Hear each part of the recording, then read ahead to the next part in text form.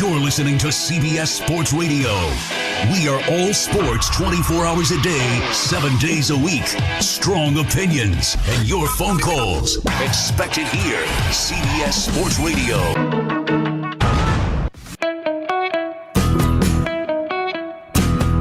Saturday mornings this NFL playoff season, the Handicappers are going live on the Armchair Quarterbacks YouTube channel. A true NFL kickoff show without all the fluff. We'll talk all the big stories, points against the spread, over-unders, player props, plus your DFS advice. That's the Handicappers, 11 a.m. Eastern, 10 a.m. Central, Saturday mornings, 90 minutes to get you ready for your NFL weekend.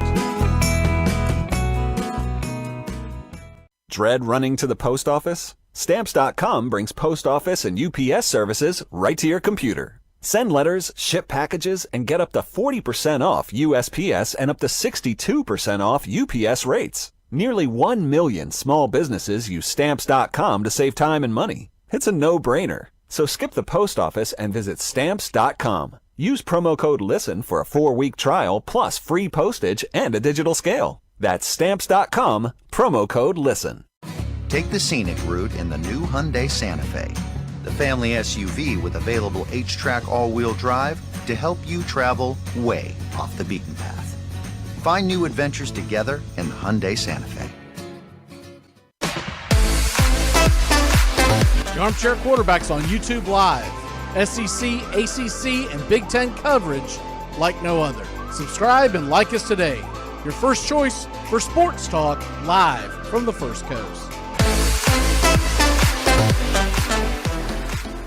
Hey Jacksonville, winter is the perfect time to start planning for your healthy, pest-free spring lawn with True Green, America's #1 lawn care company. True Green's science-based approach and local expertise will help give your lawn the year-round care it needs to be thick and weed-free. Go to truegreen.com/radio to save 50% on your first service. Just call 866-946-5956 or go to truegreen.com/radio today and get a lawn to be proud of. Budweiser presents Real Men of Genius. At Jewelers Mutual, we're a little obsessed with jewelry. Obsessed like auctioneers with talking fast. 50, we're gonna fit so. Pop stars with auto-tune. Yeah. And dentists with asking questions. So, how did he propose? After they've put their hands in your mouth.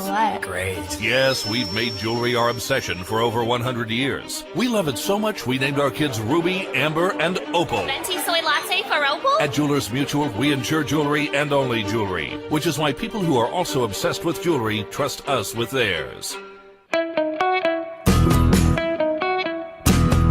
Saturday mornings this NFL playoff season, the Handicappers are going live on the Armchair Quarterbacks YouTube channel. A true NFL kickoff show without all the fluff. We'll talk all the big stories, points against the spread, over-unders, player props, plus your DFS advice. That's the Handicappers, 11 a.m. Eastern, 10 a.m. Central, Saturday mornings, 90 minutes to get you ready for your NFL weekend. Tell your wife you're going over to your buddy's house for an hour, and then come walking in for breakfast. Be a man. Take the road less traveled in the newly redesigned Hyundai Santa Fe. With available H-Track all-wheel drive to help you get off the beaten path a little further together. And intuitive safety features that can help you see what's waiting around the bend. Plus, with generous room for 5 and comfortable available Napa leather seating, you can go for more drives as a family without driving each other crazy. Find new adventures together in the Hyundai Santa Fe. I'm Amy Lawrence, and I'm up late, always, after hours hanging out with you on CBS Sports Radio. Check it out, 2 a.m. Eastern, 11 p.m. Pacific. The Armchair Quarterbacks on YouTube Live, covering the AFC South and NFC South along with the rest of the NFL. Subscribe and like us today. Your first choice for sports talk live from the First Coast.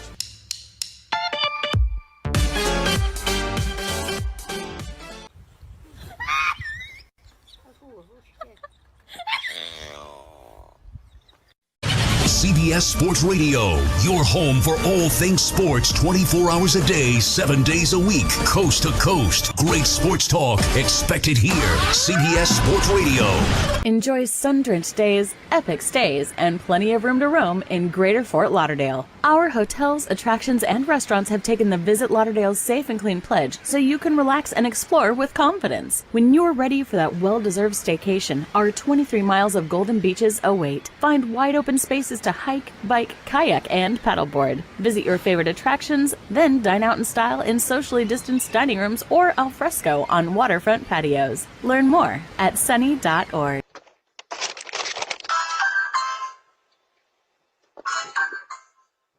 No, I'm not who you're expecting, but your driver got arrested for things he had to take care of. So I figured I'd complete the DoorDash for you. Thank you. Take care. Thanks! That's the sound of NyQuil Severe hard at work. NyQuil Severe is the best sleep with a cold medicine. No tossing and turning, just rest and recovery. So you're ready to take on tomorrow. For powerful relief of your worst cold and flu symptoms, try NyQuil Severe. The nighttime sniffling, sneezing, coughing, aching, stuffy head, best sleep with a cold medicine.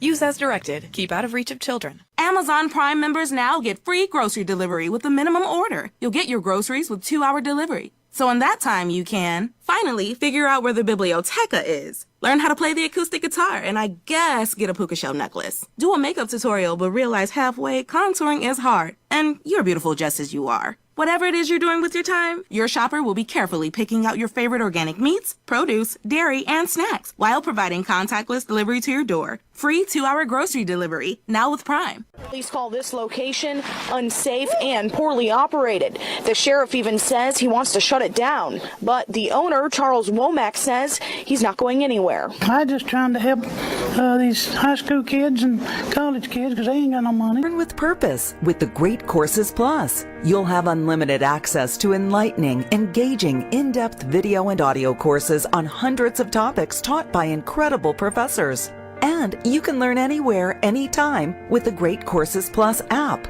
What purpose awaits you? Find out today with a free trial. Sign up at thegreatcoursesplus.com/radio. Remember, thegreatcoursesplus.com/radio. I don't know what kind of sex y'all be having that makes you create a joint Facebook account with somebody, but I ain't had it. When white people are cold, we scrunch our face up. We make that mad face.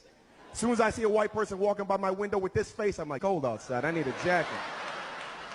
Black people, you make the same face as us, same face. You scrunch your face up just like us, that mad face. And I look for a black person walking by my window. Then I'm like, what they doing by my window? That's a little racist, but that's funny. Armchair.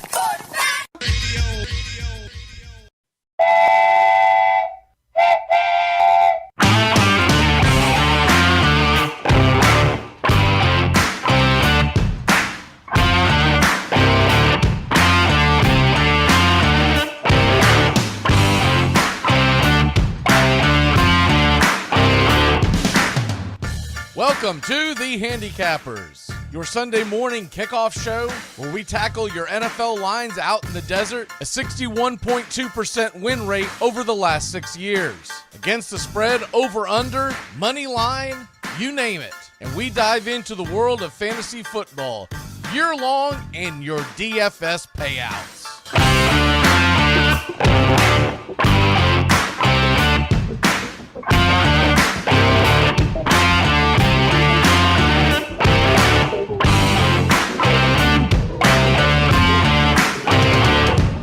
True Southern football kickoff show that talks the spreads in Vegas, your DFS and fantasy, and your year-long quest to win that fantasy football championship. Only on the Armchair Quarterbacks YouTube channel. It's the Handicappers.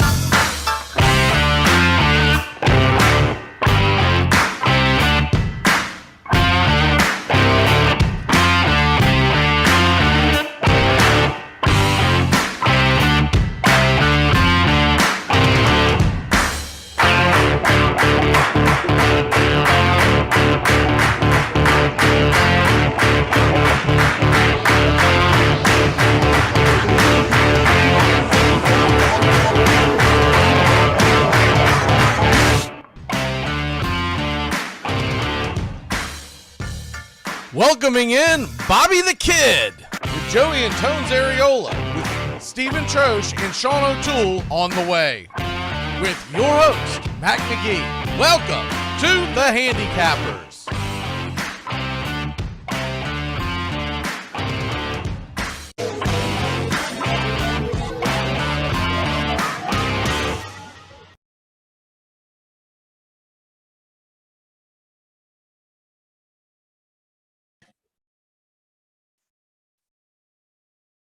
Good morning. Pulled the wrong trigger. Okay. How are you this morning, my friends? Joey, how are you, sir? Oh, I'm doing great. We're one day closer to the Final Four for the NFL, as we all know. And I like what you got. Is that a Frank Gore 49ers jersey? No, this is a Deion Sanders. Oh, wow. That's even better. That looks cool.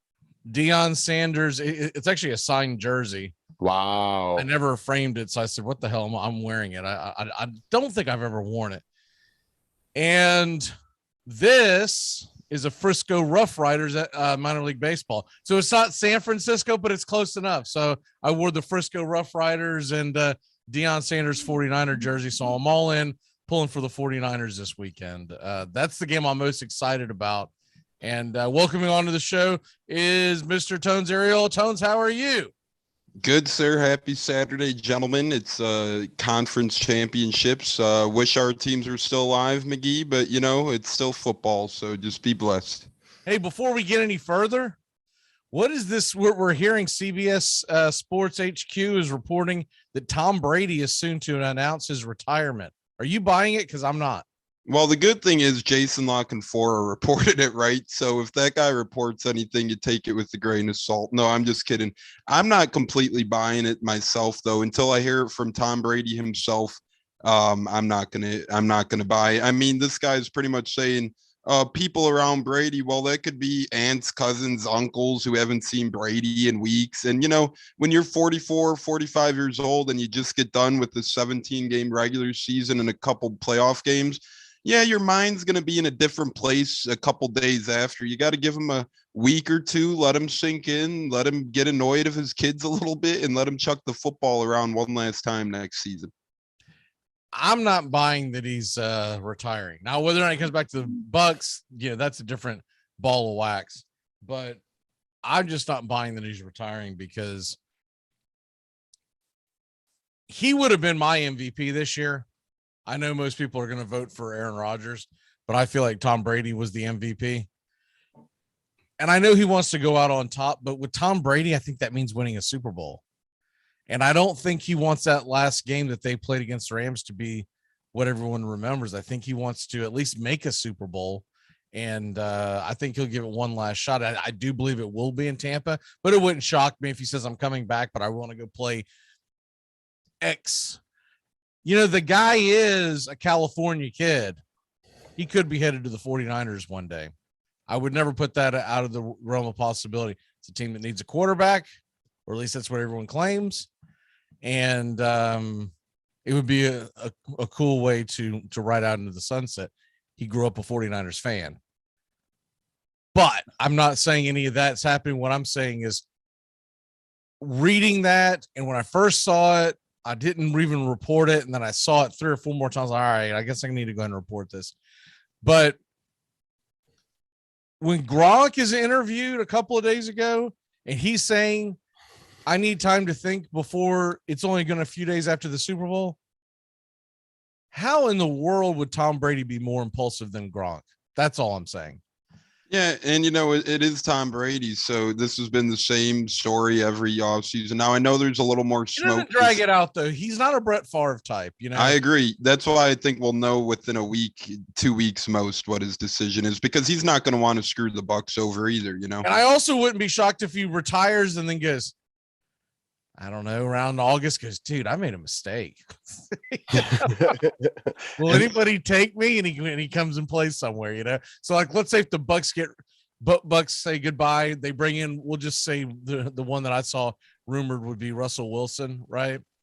So let's say they bring Russell Wilson, and then Tom Brady comes back a few months later and goes, dude, I want to play. Someone's going to make room for the guy. That's all I'm saying, you know? And what's interesting about that too is, Aaron Rodgers a little bit younger, but he's a little quick. He was on the McAfee show the other day, and he said if he does make his decision the next week to retire, there's no chance he would ever come back. But if he does play, it will be a couple of seasons. So Brady's the first step to go down, but we also got to keep looking at Rodgers because you just never know with him. Well, I don't buy anything McAfee says.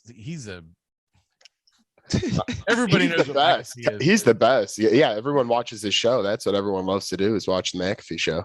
Anyone with half a brain doesn't watch McAfee, but yeah, that's a lie. Brady walks away. McAfee's the man. All right, man. You can gurgle his. He can gargle his $40 billion with FanDuel. He's doing something right. I don't think he's going to give you any, no matter how many times you gargle him. Right. But you keep gargling over there with your Titans. If he ends up retiring soon, I can see him walking away and coming back. I can. McAfee doesn't know Brady, and not to mention the fact McAfee was a damn kicker. I never said he knew Brady. I never said he knew wasn't Brady. even a good kicker. No, he was a good the same punter. situation. It's not even a kicker. Tom Kicker Brady, is if he decides to come back, right? Somebody will make room for him. Okay. And Tom Brady's extremely competitive. Nobody ever thought Michael Jordan was coming back. And all of a sudden, people have Washington Wizard jerseys hanging in their house. That's all I'm saying. So I'll take what McAfee says with a grain of salt. Well, he was a punter, so I guess I'll take what you say with a grain of salt. Yeah, he's a kicker, and he wasn't even a good one. Exactly. He was a Pro Bowl punter every year, pretty much. Come on, every year. All right, we can move on. We'll pull it up. Fact check. He's a Hall of Famer. I didn't say he's a Hall of Famer. Right, I said he was a Pro Bowler. Is he Ray Guy? He's a bad kicker. Is he Ron Stark? No. Blasphemy. No. He punted for teams that never had to punt.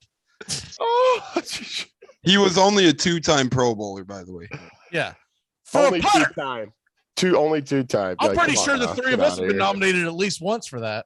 So the point is, he walks away. Let's say he walks away and comes back in June. Okay. You try and tell me he retired. He has to walk away. Dude, I can think of a team right now that say, come on, baby. Tannehill, get the hell out of here. The thing is too with Brady is I see where you're coming from with he could get off the couch, and I heard that the other day too, but we've seen that potentially rumored with guys like Rivers and Breeze, and we know it's just hard to come back when you're out of the game. And not saying Brady can't do it, but we've seen Jordan. The worst thing we can do is sit here and tell him he can't do it. I know. You can guarantee he's going to come back. Joey, if you stand up right now and say Tom Brady is finished, I guarantee that guy come back to plays until he's 60. That's because that is the kind of guy he is.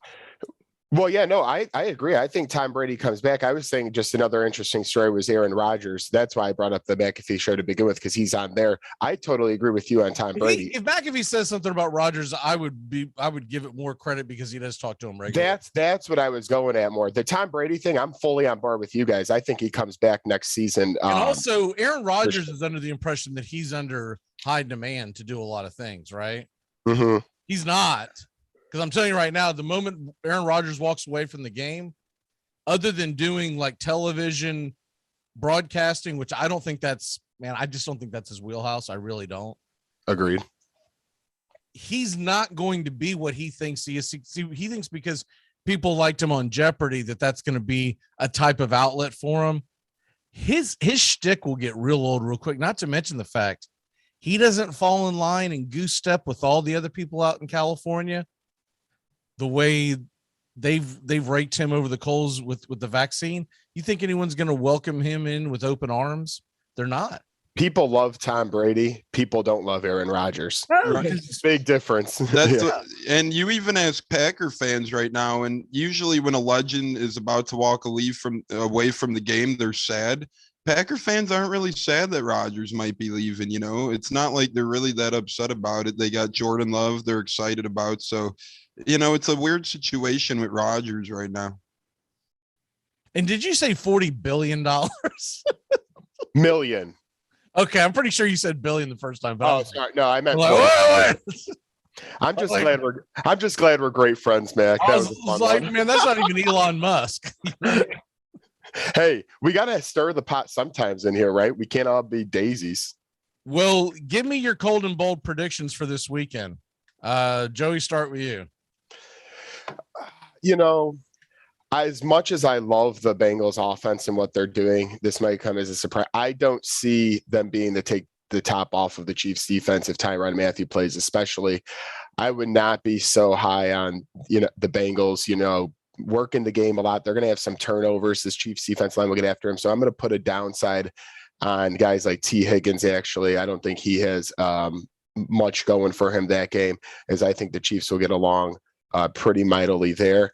I also, on the 49ers side of things, I want to go to their backfield a little. The Rams defensive front's so good. I wouldn't be trusting Elijah Mitchell too much in this game. I think Deebo Samuel's going to be doing a lot more as the game moves on, and Mitchell won't be able to find much room with Aaron Donald. My bold predictions, though, I love what the Chiefs' young wideouts are doing. Yeah, with Tyreek Hill and Travis Kelce, everyone knows, but the guys like Pringle and Hartman, I think they're going to have big games. The Bengals defense gets soft as you get away from after a few guys.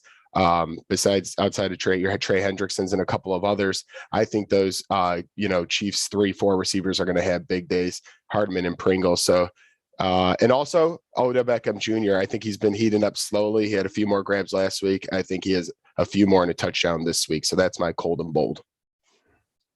All right, Tones, what's your cold and bold? My bold prediction is 49ers.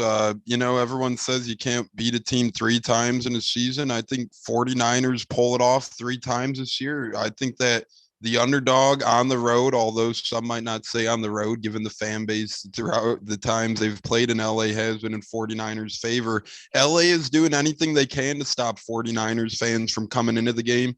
And although the spread sits at plus 3.5, in 49ers underdog terms, I think 49ers go in there, get the job done, win a third one. Another bold prediction I have is the Bengals they get more passing yards than the Chiefs, but the Chiefs get more rushing yards than the Bengals, but the Chiefs ultimately win that game. I think Chiefs just carry it away a little bit. They get up by double digits. They run a little more. Bengals play pepper football, throw a little more. I think Burrow outthrows Mahomes, but I think that the likes of Edwards-Helaire or Darrell Williams outrush Joe Mixon in terms of that. Now, cold predictions, I see this rather quote-unquote hot, and I've heard people say best front 7 in football even this week of the Cincinnati Bengals, and they have Trey Hendrickson, who was a fantastic offseason acquisition, sure, but I think that the Bengals front 7 is a cold game. Like I said, I think they let up some big runs on the ground. I think they get gashed, and I think they have a really hard time bringing down Mahomes. And sadly, I think we're going to see Mahomes' fiance spraying a little more bottles all over the fan base yet again. My bold prediction: Jimmy Garoppolo is headed to the Super Bowl. My cold prediction: Joe Burrow is not. And he's going to have turnovers. He's not going to be able to play a clean game with the pass rush that's going to come at him like he did against Tennessee, because the difference is Tannehill played so poorly, he never put pressure on Burrow. Burrow is going to be playing from behind, and I think he gets at least two turnovers, and that's going to put the game out of reach. So we'll go ahead and move on from there. Cincinnati, Kansas City, we already kind of talked about it a little bit. Kansas City right now, I believe, is a 7-point favorite. Yep, you're correct. And so with that being said, we talked about this last night about what it would take for everyone to take the Bengals, right? Yep. What spread would it be? What's realistic in this is that closer to kickoff, the spread goes maybe 1 or 2 points the other way, right? So either money comes in on the Bengals or money comes in on the Chiefs. It's sitting at 7. That's a spread nobody likes, because you don't like to have a 7, because there's a good chance the game can end in 7. Right. Let's say it goes down to 6. Are you taking the Chiefs? Let's go say it goes to 8. Are you taking the Bengals? Joey, I'll start with you. Oh, I mean, I'll take, if it goes to 6, I'll put the house money on it. If I have a mortgage, savings, it's all going into that. 6 points to me. The Chiefs are going to end up winning this game by a couple of touchdowns, in my opinion, as I alluded to yesterday. So I wouldn't. So if it goes to 8, you would still take the Chiefs? Oh, yeah. I would need double digits to take the Bengals. Are you putting any money on this game? I am going to. In fact, yes, I am. And what I'm going to try to do, I think, is maybe do a little tease with them and the 49ers. I'm telling you, this thing is set up right now for a 7-point tease. You don't get as much back on a 7 as opposed to a 6. It's set up. Right. And because if you take the Chiefs just to clear on a 7-point tease, just to win, and you take the 49ers on the other side, that takes them up to 10.5 points. Meaning if the Chiefs just win the 49ers, as long as they stay within 10, you win your bet. That's exactly what I'm trying to do. I'm pretty sure that's going to probably be what I lock in later. And I wouldn't wait around if I were people out there thinking about this, because I believe these lines are going to move overnight. And which direction, we'll see. Most likely, I think the 49ers line moves towards San Francisco, meaning you'll wake up and the line will be around 2.5, 2 points, something like that. And with Kansas City, I think the lines might move up. I think a lot of money might come in on the Chiefs. Yeah, I'm already seeing that on my sports book for Bet Rivers. It's already moved up a tad to Bengals plus 7.5. So that line's already moving a little bit. And there's usually a big line move between Saturday night and Sunday morning because all the money. Right. Like, let's be honest. Joey gets to drinking and he starts emptying his wallet. I'm big. No, hey, they call me ATM Areola, so that might happen. Is the heater off in your house, by the way? I like the hat, but I'm wondering how cold is it in your house where you got to wear that? Well, sadly, our apartment, the structure a little bit, the wind, it's howling winds down here. It's about 2 degrees today. So it's still a little. I thought you're going to say that you lost heat, man. I was like, man, that is not good. Okay. No, luckily we got a little bit of that. So, okay. No, you're mistaking him for Angelo after his betting troubles. Angelo, I love you. I love seeing Angelo on Twitter, and he has an FSU game. You could tell he's just going nuts wherever he is. In his apartment because he's whiskey drunk every time. By the way, FSU plays at 3:00 today, so expect Twitter Angelo Twitter to show up around 4:30. Who do they got? Oh God, I just looked at it. Game. Give me 1 second. No, Parisa. Oh, it's Virginia Tech. It's Virginia Tech. It's going to be on ABC. Now I don't know if that means regional. Okay. Or if it means it's going to be on ABC everywhere. It just says ABC. I know I'm getting it here, but I'm in Florida, so I don't know if that means, because Virginia Tech's not very good this year, so I'm a little thrown by the fact that it's on ABC. But regardless, if you have the plus or whatever, you would definitely be able to get it no matter where you are. Correct. I don't know if there's a regional game, like if you're sitting in Chicago, I don't know if there's a Big Ten game or something like that they're gonna, is Marquette gonna pop up on your screen or something? Right.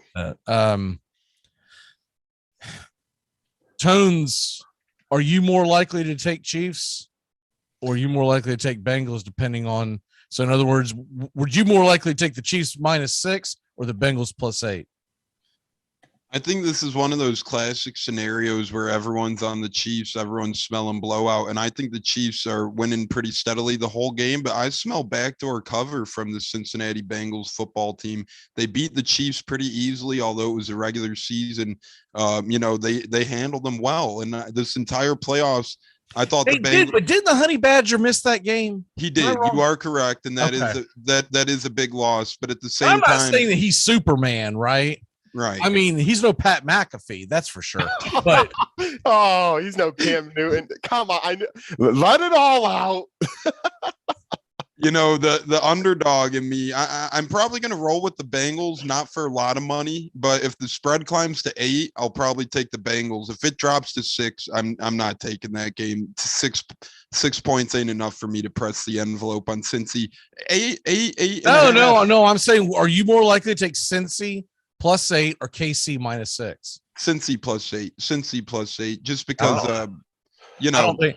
I think backdoor cover would be like a tease. In other words, I think they could backdoor cover and make it a 10-point game. Yeah, my biggest thing on I it know is most people think that the Cincinnati's going to give them this incredible game. We're going to get another Buffalo Kansas City shootout. I don't smell that. I have the feeling it's going to be a very disappointing. They're not ready for the moment. They're just a year. They're a year behind. Well, that's what everyone's saying. At least in the Chicago media, everyone's saying KC's going to win this game pretty big. I just don't know. I mean, the Mahomes we've seen throughout this year, because the national media's got like they've got Burrow fever. Yeah, Burrow fever. I don't think Bengal fever. I've heard a lot of double-digit victory predictions for the Chiefs. I could see it again, but I just think Bengals. I think they play a little better than what's expected.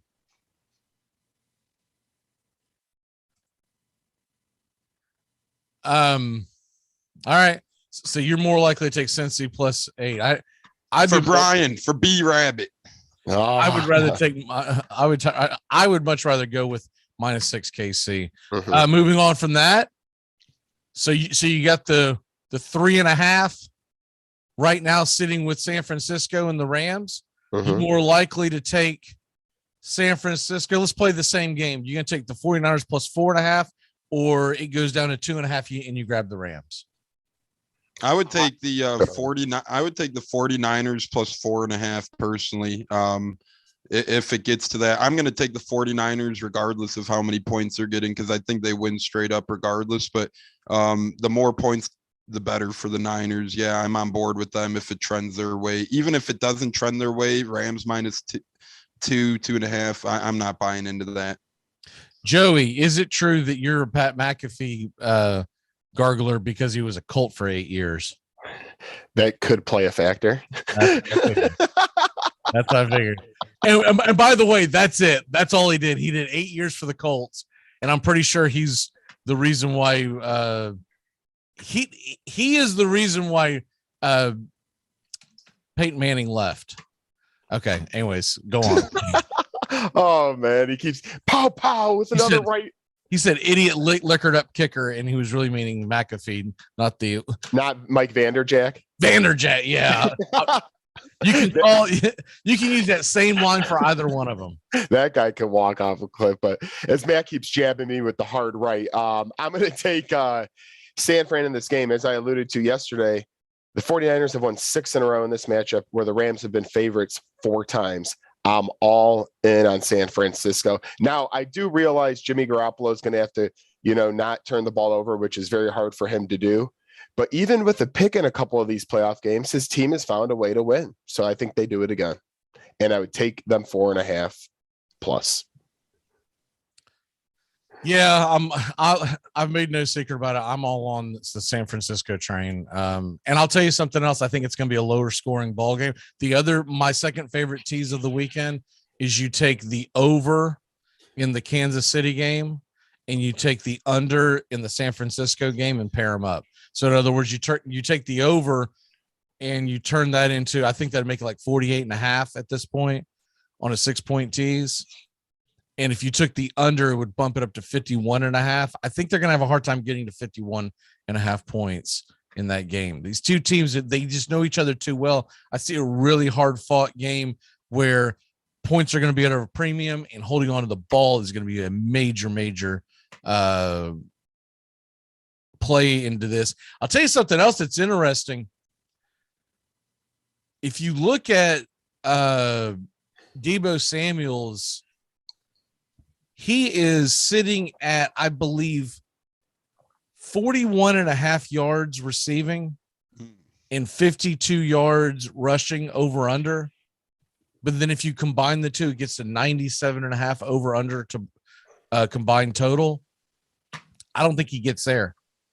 I think the 49ers are going to have to win this game more so with the Eli Mitchell, more so with they're going to sprinkle in Deebo. But I think every time Debo's in the game, the Rams are going to, their antennas are going to be up. They're going to be focusing on him. And one dark horse I got to keep an eye on tomorrow, the best fullback in the league, Kyle Juszczyk. They use him in key situations. 49ers might have a play for him tomorrow. I think Kittle has a much bigger stake in this role in this game. Excuse me. Yeah, and we've been waiting for Kittle this entire playoffs to kind of pop off like Kittle does, right? So I think you're right on there. And my man Bose is gonna be the X factor. Gonna eat. He's got to eat. He's got to eat. You know, one thing that didn't happen with Stafford in that last game. Stafford didn't make any of the mistakes. Kupp had a fumble. Cam Akers had fumbles. Stafford, they got to get him. Coming. It's coming. We need it. Let's go. Yeah, I don't think it's going to be Akers and Kupp dropping the ball all over the place. I think it's going to be the latter, as you talked about. Yeah, it's coming. We're coming up on the bottom of the hour. This is just a 1 hour show today because there's only 2 games. I didn't want to drag everything out, y'all. So let's go ahead and get your locks and one big thing. What is your lock of the day, Joey? My lock of the day is I got to take the 49ers plus the 3.5. I know we're all a big favorite on that, but I don't want to stray away from it now. I was thinking about the Chiefs, but I'm going to go 49ers. And my one big thing is I'm going to go hang out with Pat McAfee, try to hit him up on Twitter, DM him, tell him he's my best friend, and hang out on the sideline. So, yeah, that's going to be my day. I just looked up his profile. He said, no DMs. I'm just a fangirl. Hey, you got to pay for that privilege. Well, I guess I got so mad. Maybe I have to just slide into his DMs, start shooting him pictures of you in a leopard tea bag. Nobody wants to see Come that. on, Patty, rub it down. Tones, what is your lock and your one big thing? My lock of the day is Elijah Mitchell over 69.5 rushing yards. I think the 49ers keep this ball on the ground, and I think they try and rush their way to victory. And although he was banged up, he's cleared to play. So I think that he has a pretty good game, and I think he gets over the 69.5 yards. And my one big thing is if you look at the Final Four in the playoffs, there's only one quote-unquote elite status quarterback left coming into this thing. So as much as all these teams want and die for a quarterback like Patrick Mahomes, Joe Burrow pretty much coming back from a catastrophic injury. It's amazing what he's doing. And the 2 other quarterbacks, Jimmy G and Stafford, are improving. Good defense could still win you football games. All right, gentlemen, we'll have a great day. My one big thing for this segment is going to be Pat McAfee pounding Joey like the 49ers are going to pound Rams. Oh my, holy cow. Oh my God. As Harry Carey once said, holy cow. Oh God, easy. Not there. We'll be right back. This time I'm gonna kick that football clear to the moon. The Armchair Quarterbacks on YouTube Live. We're covering the NHL all the way through the Stanley Cup playoffs. Subscribe and like us today. Your first choice for sports talk live from the First Coast. 6th round. TJ Hoshmazode. Yes. Lock it up. Who? What? TJ, how's the vanilla? All right. TJ, who's your mama? You mean TJ Hushmanzada from the Bengals? Put him on the board. Hoshmazoli. Got it. Championship. Make sure to join the Armchair Quarterbacks right here. We'll answer all your questions, pickups, trades, you name it. You want to win your league? Then listen to the Armchair Quarterbacks. Fantasy football time.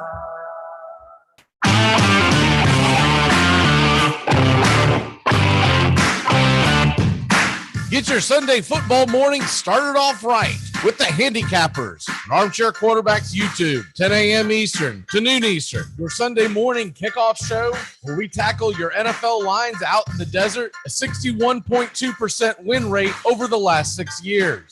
Against the spread, over, under, money line, you name it. And we dive into the world of fantasy football year long and your DFS payouts. The only true Southern football kickoff show that talks the spreads in Vegas, your DFS and fantasy, and your year-long quest to win that fantasy football championship. Only on the Armchair Quarterbacks YouTube channel. It's the Handicappers on Armchair Quarterbacks YouTube, 10 a.m. Eastern to noon Eastern. Sundays, all NFL season long. Tom has been a teacher for over 40 years. One day, I think one of the students had asked the question and he didn't remember the answer. And I also noticed that he was letting his class out earlier than they were supposed to let out. I was really starting to worry. Levi and I talked about how it would change our lives, but he was there beside me. When something feels different, it could be Alzheimer's. Now is the time to talk. Visit alz.org/our stories to learn more. A message from the Alzheimer's Association and the Ad Council.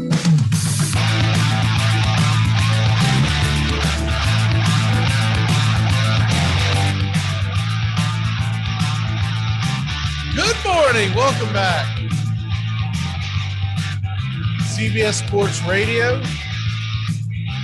3 cities this morning. Good morning, Missouri, Texas, and northern Georgia. And welcoming onto the show is Mr. Bobby. Bobby, how are you this morning, sir? I'm doing good. How are you? I'm not doing too bad. Getting ready for the last big day of football, and then you get the Super Bowl. So we got 3 games left. Mm-hmm. And please don't tell me there's 4. I do not recognize the Pro Bowl anymore. Welcome also to the show also is Mr. Stephen Cho. Stephen, how are you? I'm doing great. I mean, I thought, I would never see the Bengals in the playoffs, let alone, making it this far. So this is truly a once in a lifetime opportunity this weekend. I'm ready for it. And Sean O'Toole, how are you? Early morning to be taking drive-bys at Brian. Good Lord, Stephen. This will be the 3rd time I've seen the Bengals this far. So I kind of suspect that they don't actually win this one and that they are going to get sent back to the they're a couple of years in front of where they normally are, where I think they should be.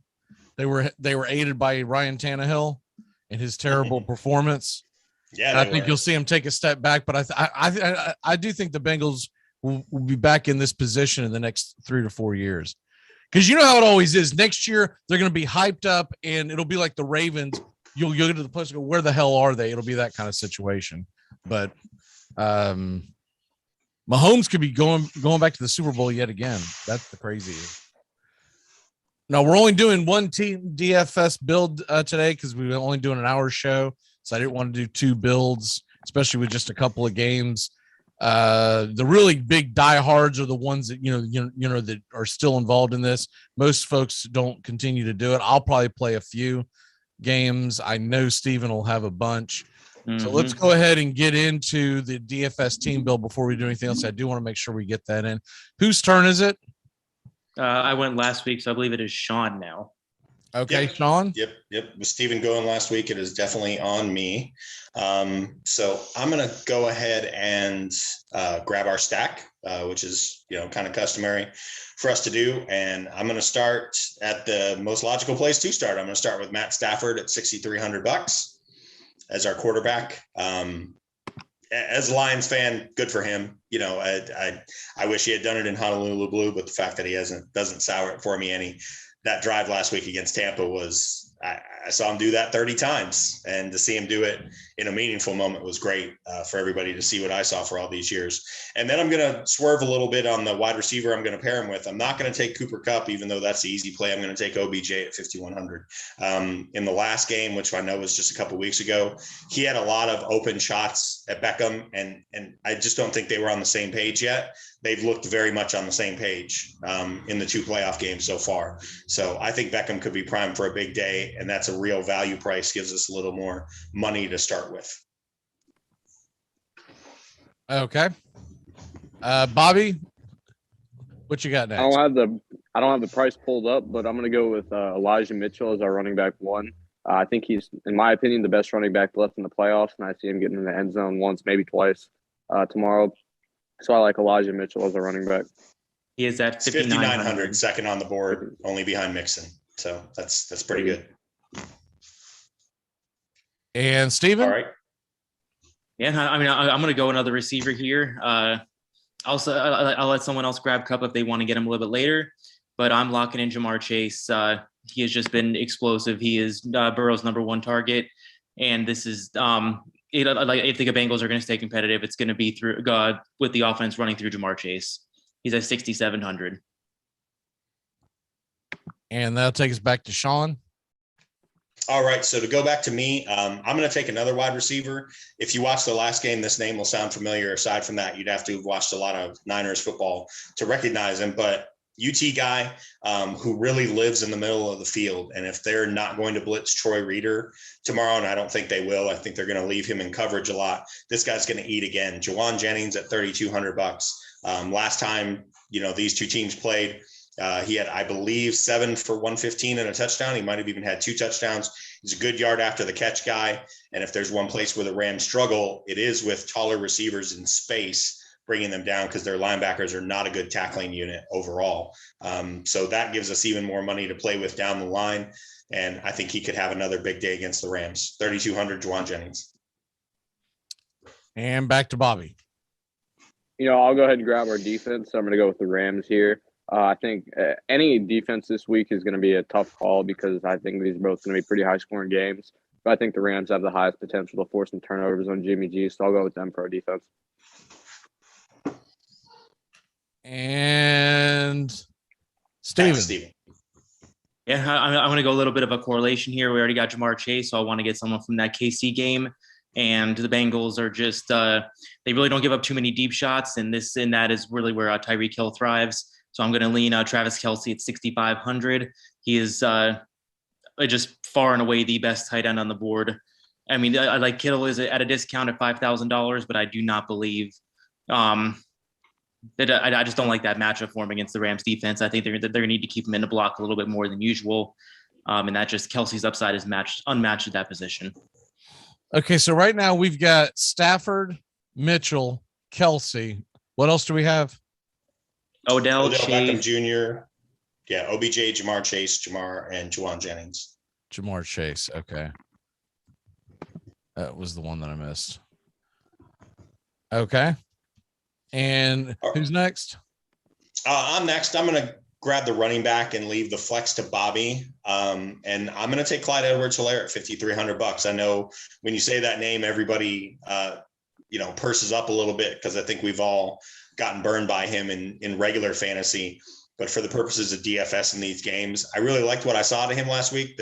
Reed's starting to trust him more as a third down pass catcher. And you saw him get in some more pass pro sets last week in a contested game than he had the previous week when you saw McKinnon. So I'm going to take CEH. 5,300 is a good value. And that leaves us a lot of money for our flex for Bobby to play with. What was the defense? Rams defense. Rams. Okay. Rams. All right. So 73. How much are we left with? 78. 7,800. It eliminates only Cooper Kupp, who's at 8,800. I'll go with Debo then if he's still on the board, if we can afford him. I think he's going to be probably one of the top scorers this week. I mean, he's pretty much the 49ers offense. I think he'll be healthy for this game. All signs point to him being ready to go. So I'll go with Debo Samuel. All right. So that leaves 600 over. Is there anyone that y'all want to switch out or? Kind of like it as is. Yeah, I like it as is.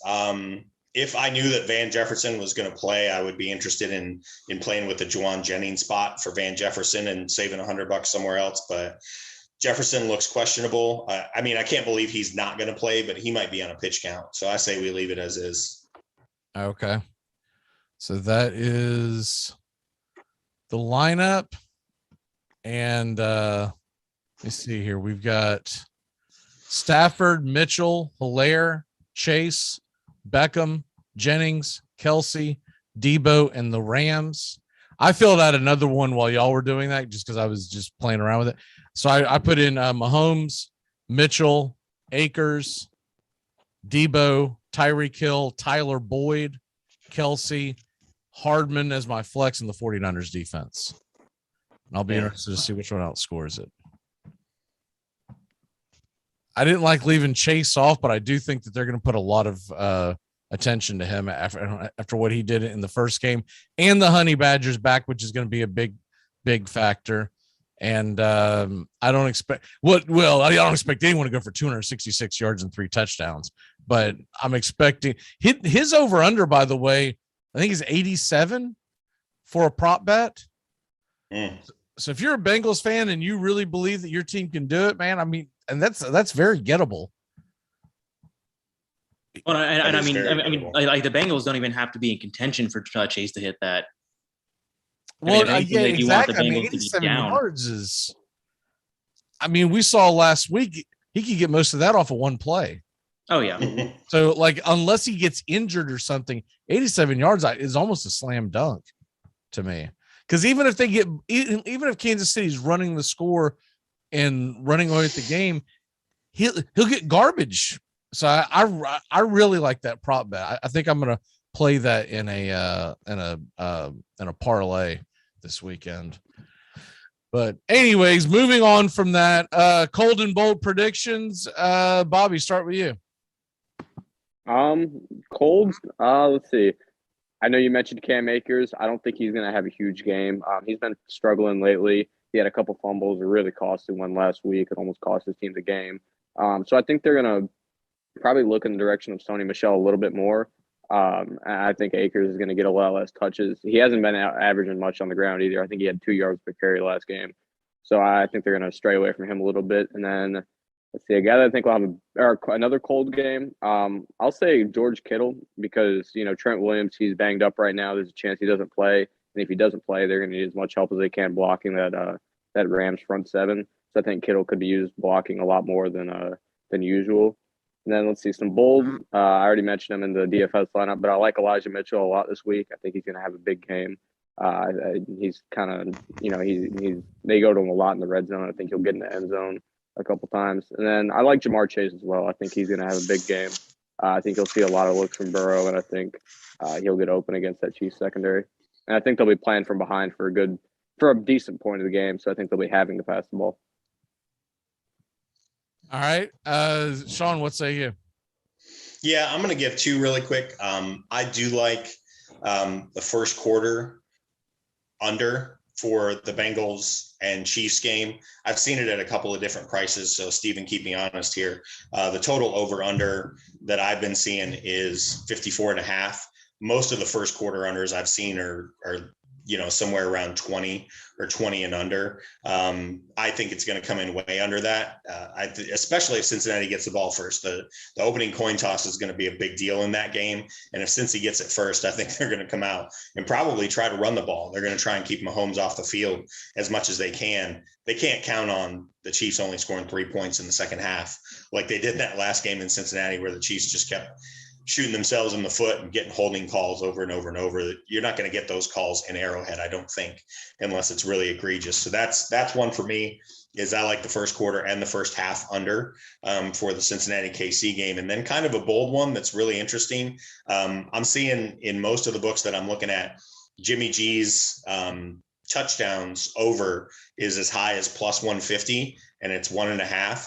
I'm not saying they're going to, unload Jimmy G on the Rams, but I think the Rams are going to make a committed effort to stop the run and potentially put 8 in the box and bring Ramsey up really close and force Garoppolo to win this game. And look, they get a couple of easy slants, especially to guys like Debo or even Ayuk, was invisible in the last game.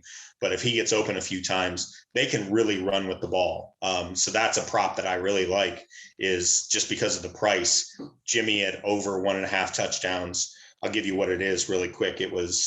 I saw it as high as 150.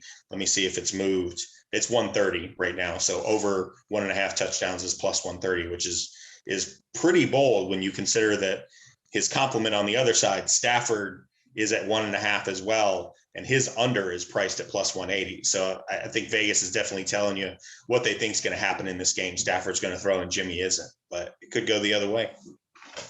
Steven, what say you? I mean, just touching on what Sean said, I mean, that's definitely fair. Jimmy G has not thrown a lot. I mean, they have just taken all those would-be pass attempts to Debo and turned them into carries.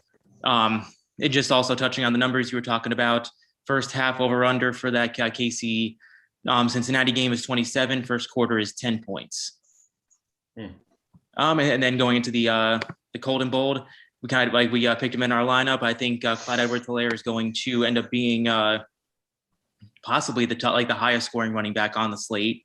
Really, there's the only 2 elite options per se, are Joe Mixon and Elijah Mitchell, and those we have seen them bust a fair amount, especially in the playoffs so far. So, and I mean, I'm going bold as Clyde Edwards-Helaire. He looked great last week. Cold prediction, I touched on a little bit again. George Kittle. Like Bobby said, Trent Williams is dealing with some injuries. They're going to need to bring him in to block a little bit because, I mean, they have to block Aaron Donald, Von Miller, and the rest of that buzzsaw defense. And I just, especially in DFS, I'm not paying $5,000 for him. Interestingly enough, the last time these two teams played, Jimmy G did throw for over 300 yards. I only had one touchdown and had a couple of picks, but he did throw for 300 yards. So you're saying his over under is 1.5, Sean? Yeah, it's plus 130 for over 1.5 touchdowns for Jimmy throwing, that's pretty good value. I mean, I wouldn't mind throwing that in a really cheap parlay. You know what I mean? Just throwing it in there and see what happens. You know, Pat Mahomes, I think, is at a minus 115, but he has to get 3 touchdowns instead of 2.5.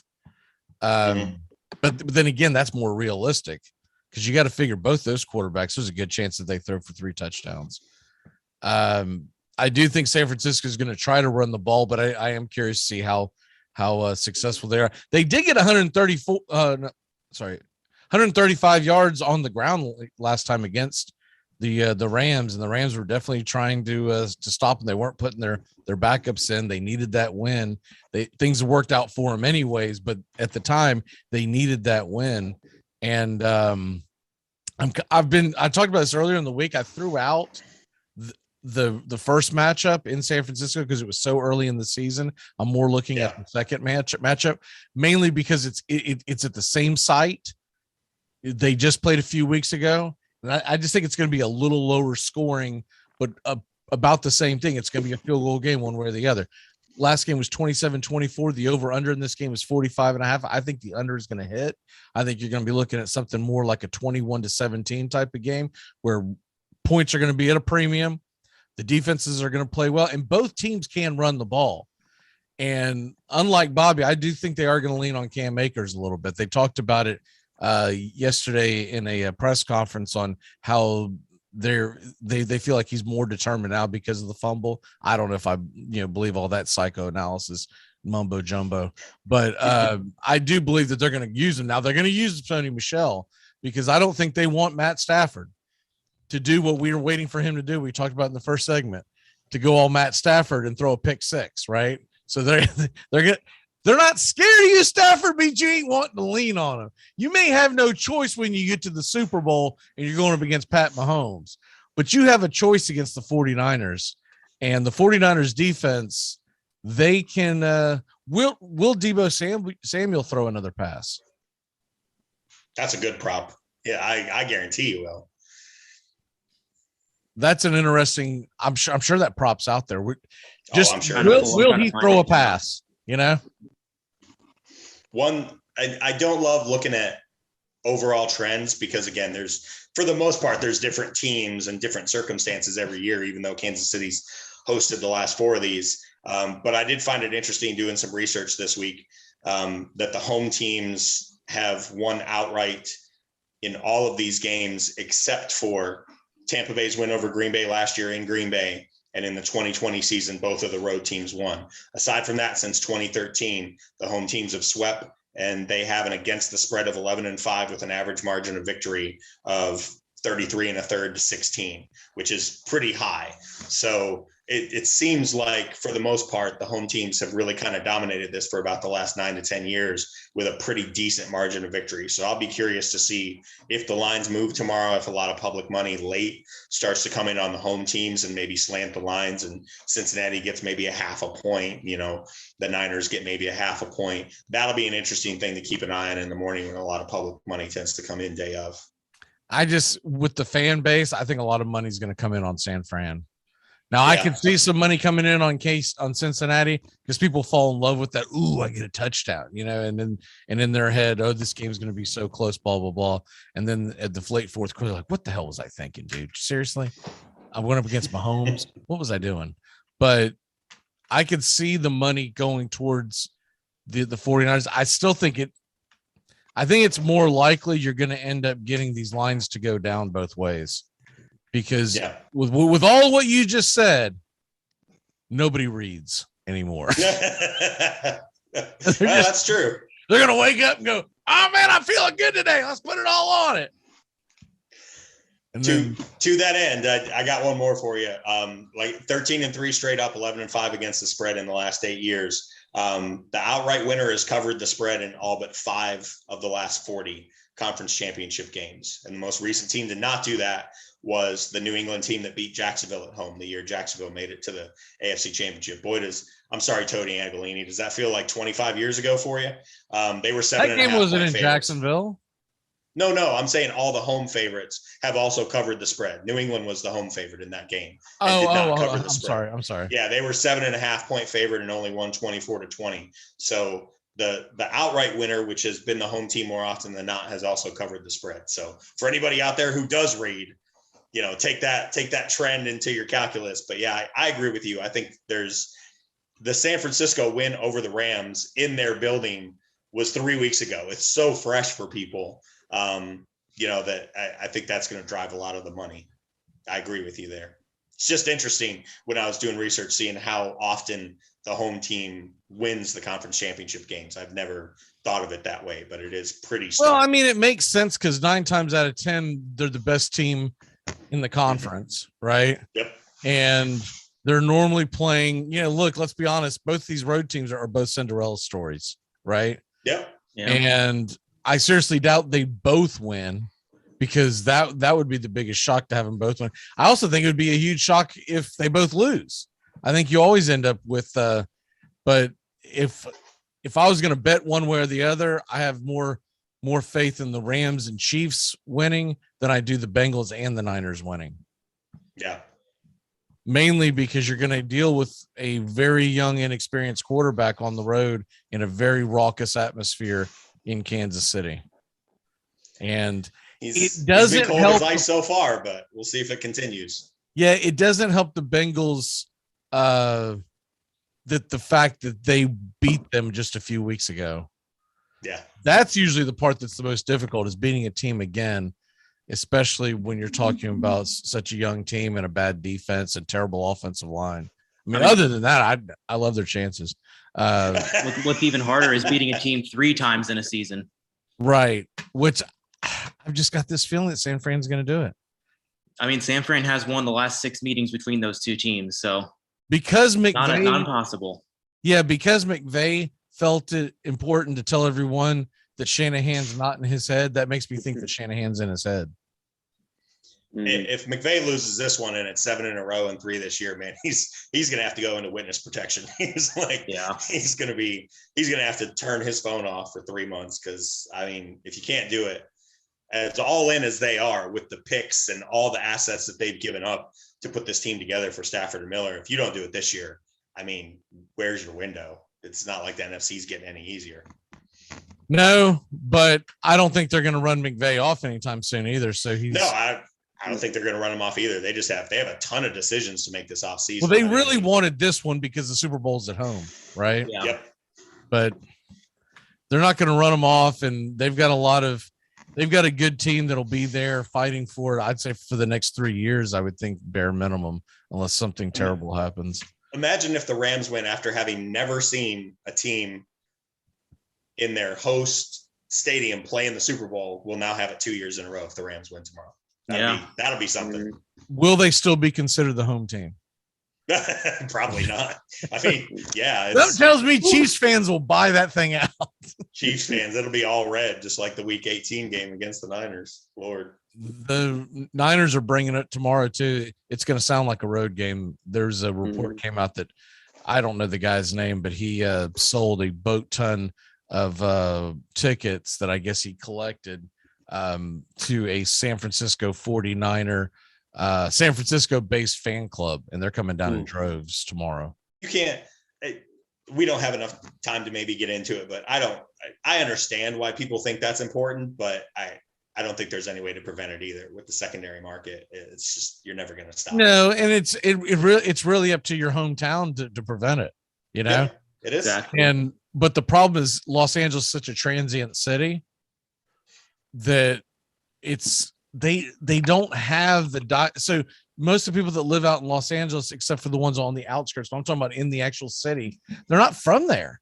And so they don't have season tickets to Rams games and have to see every Rams game. They do it. It's like being a Laker fan. You're just doing it to be seen. And we saw that last week, or no, I'm sorry, the week before, where when they played Arizona and Jay-Z and everyone else was being shown, they just want to be seen.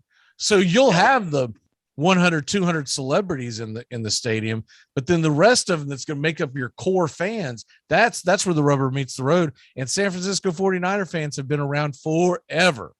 And Rams fans got burned and felt spurned when they went to St. Louis, and then they came back. And I still think they're a generation away from having a diehard fan base.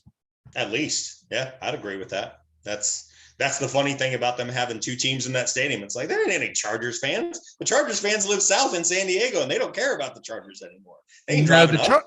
The Chargers never should have moved. That was the dopiest thing I've ever seen. Like, yeah, that's a huge all you got to say city. is the Spanos family. They're out there.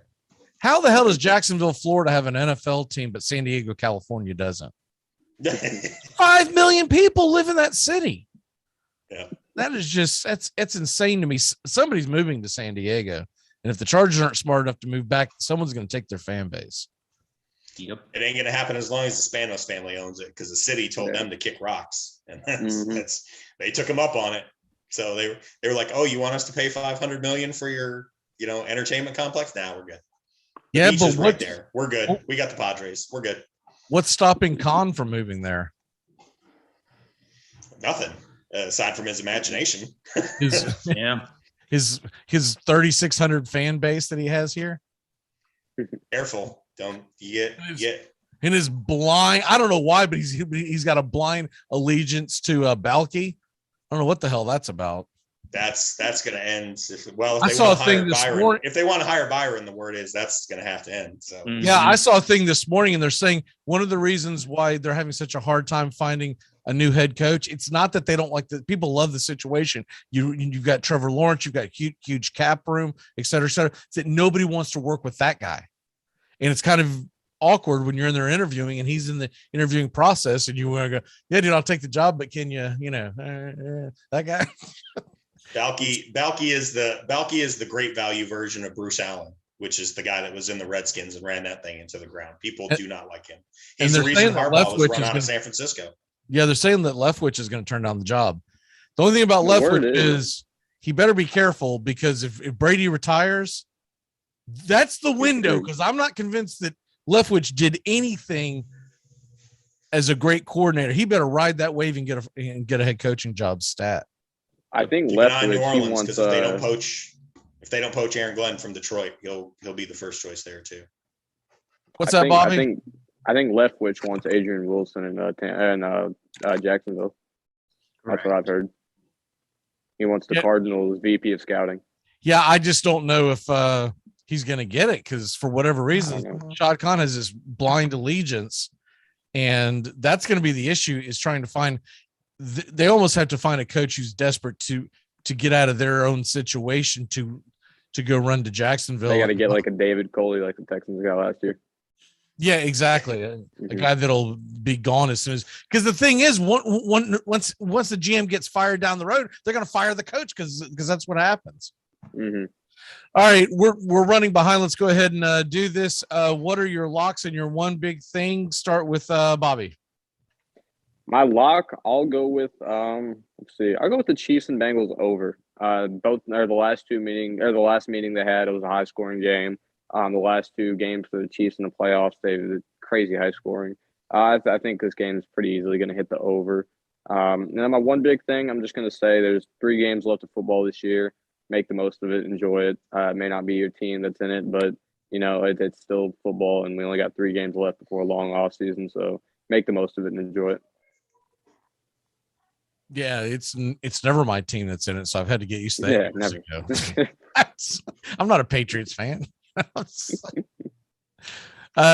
Steven, what's your lock and your one big thing?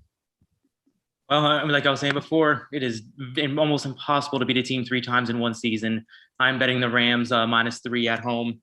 Actually, that's -3.5. That is my biggest lock I've had all season. I am just betting everything I have on it. Going to the Super Bowl. No, I'm locking in the Rams there. And another one we mentioned from that game, Odell Beckham Jr. His over/under is only 55.5. I love that number as well for receiving yards. My one big thing: Rams are going to they're going to go to the Super Bowl, but they are going to lose to the Chiefs. I'm calling it. And Sean, you're locking your one big thing? What did Tones and Joey take in the first hour? Just so I don't double. It doesn't matter, man. There's only 2 games left. Okay. Well, I didn't. So I got it. So what do you know? My lock is the pancake block number in the third quarter. Nothing left for me at the end. Friend of the show, Brian Crook is doing a gender reveal thing today, so I'm going to give him some good news.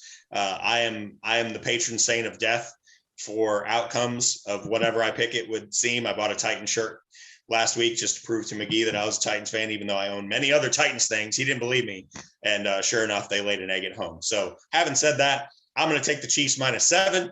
Which guarantees that the Cincinnati Bengals are probably going to be in the Super Bowl. I'm going to take the Chiefs -7. And for my one big thing. It only would have guaranteed it if you would have showed up in a Pat Mahomes jersey. You know? My one big thing is going to be, I actually think Cincinnati is going to play Kansas City very tough in the first half. And then I just think their offensive line woes are probably going to overcome them in the end. Chris Jones is just, with all the trouble they had with the Titans front last week, which was a great front, especially towards the end of the year. Chris Jones is a difference maker, and they have nobody that can stand in front of him for 4 quarters consistently. If they don't chip him with somebody other than Uzama, or maybe leave P. Ryan in as a second back to gobble up the pressure, Burrow might get sacked 15 times. So, but I do actually think the Bengals are going to keep it a lot closer than people believe, at least through the first half. I see something like probably 34-21, 34-24, honestly, for the Chiefs. But I don't think the Bengals are going to get blown out. I don't think either of these games are going to be blowouts. To your point earlier, Niners and Rams know each other so well. I'll be shocked if the spread hits on that one. It's always 3 points between those two. I'll take my lock as Nick Bosa getting a sack. It's only -105. So I'll take my chances with that. I figure he's going to make his presence known at some point. So give me that as my lock. My one big thing. We're going to get a Super Bowl rematch. No, it's not going to be Boomer Esiason versus Joe Montana. It's going to be what we got a couple of years ago. It is going to be Jimmy G versus Pat Mahomes. And whether you like it or you don't like it, I do think this year's Super Bowl is going to be entertaining regardless who makes it. If you can only watch one game, get your chores done and get in front of the TV for the late kickoff, because I think that's going to be the game to watch. Mm-hmm. All right. Well, no show next week because obviously there's no football. We're not going to sit around here and talk about the Pro Bowl for an hour. And we will be back for the Super Bowl, the last handicappers for the season. Guys, great job. And we will see you in 2 weeks from today. And we'll do a bunch of prop bets that day. You can bet your bottom dollar. That's going to be the theme of it is the prop bets. All right, guys. Great job. Yep. Have a good day, everybody.